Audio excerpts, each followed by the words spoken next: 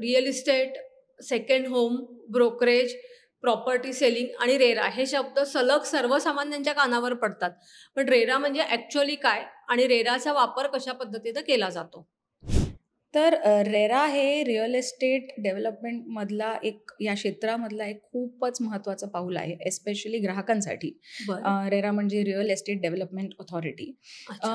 आता हे प्रत्येक जे आपण प्रोजेक्ट असतो त्याची हं. नोंदणी रेरामध्ये करावीच लागते. लँड असेल तरीही आणि जर बिल्डिंग किंवा आपण फ्लॅटची नोंदणी करायची असेल तरीही.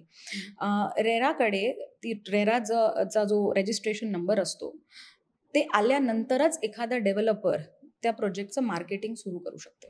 अच्छा. म्हणजे काय, की रेरामध्ये हे सगळं जे मागचं बॅकग्राऊंड चेकिंग जे आहे, ते रेरानी ऑलरेडी करून त्यानंतर तो रेरा नंबर जनरेट केलेला आहे. ओके. म्हणजे ती गोष्ट ग्राहकांनी नंतर चेक करायची गरज लागत नाही. कारण रेरा नंबर आल्यावर त्यांना कळतं, की बाबा हा प्रोजेक्ट लीगल किंवा कायदेशीर रीतीने पास केला गेलेला आहे.